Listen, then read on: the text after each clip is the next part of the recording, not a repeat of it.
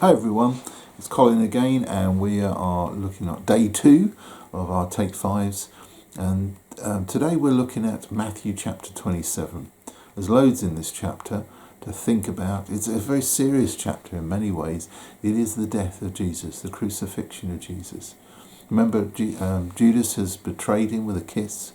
He's been led away by the priests. His disciples have abandoned him, and now he's going to be put on trial. Judas, in fact, actually regrets what he did, but there's no going back. He has betrayed the Son of God, and he eventually kills himself. It's a tragic situation. But here is Jesus. He's on trial. He's in front of the priests. They're throwing accusations at him. They would love to put him on trial for blasphemy, claiming that he was God. But that's not going to get the result they want. They want him executed, out of the way, extinguish this rebellious movement. And only the Romans have the authority to execute someone. And so they have to work out a way of creating Jesus to be like a rebel against Caesar. And so they throw accusations at him. But Jesus doesn't defend himself. He stays silent. It's a weird sort of thing. I mean, if you were in that situation, wouldn't you want to say something to defend yourself? But Jesus, remember, has resigned himself to the will of his Father. He knows what he's there for. He knows he's going to die. So what's the point of defending himself? So they go through this process. They eventually bring in Pilate. Pilate is challenged to execute him. But Pilate quickly works out that Jesus is no rebel against Caesar. He might be upsetting the crowds, but he's not threatening anyone with violence or anything like that. On the contrary, he's actually a very peace-loving guy, out for people's good. And so Pilate doesn't know what to do with that situation. He eventually thinks to himself, I know, there's this tradition at this time of year that they put 2 criminals up and get the crowd to choose between them and saying, well, look, I'm going to set one of them free. You choose which is more guilty and which is more innocent, and I will set the one that you say free.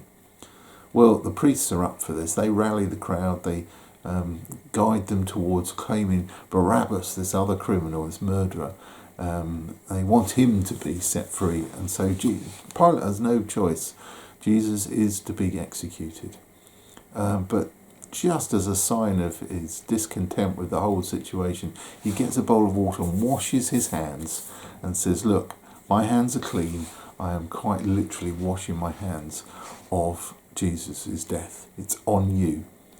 And so Jesus is led away by the soldiers. He's beaten, he's whipped, he's mocked, and he's so badly off by the end of this that he can't manage to carry his own crossbeam to the cross, which is the tradition. They would carry the form of execution, the beam, to the place of crucifixion.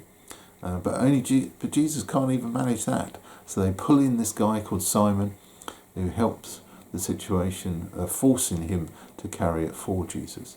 Well, eventually Jesus is crucified, and he suffers, and the crowds mock him. But at 3 o'clock, the whole country seems to go quiet.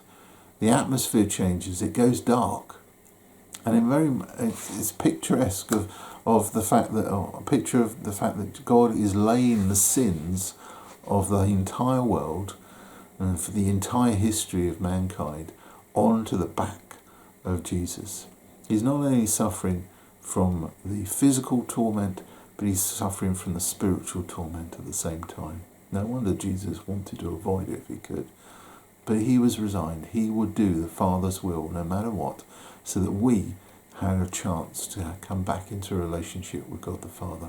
And to symbolise this whole scene, Matthew includes this story of, in the inner sanctum of the temple, something really unusual happens. As you get to the Holy of Holies, there's a barrier, a curtain, massive, long, tall curtain that no one can reach the top of. And that curtain that creates a barrier between us and God is ripped from top to bottom.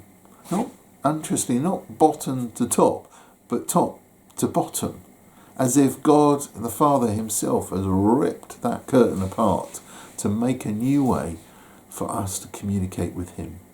Jesus' death has made that difference.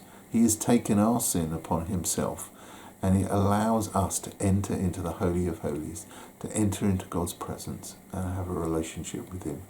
That's an awesome thing. And think about that this week, this day.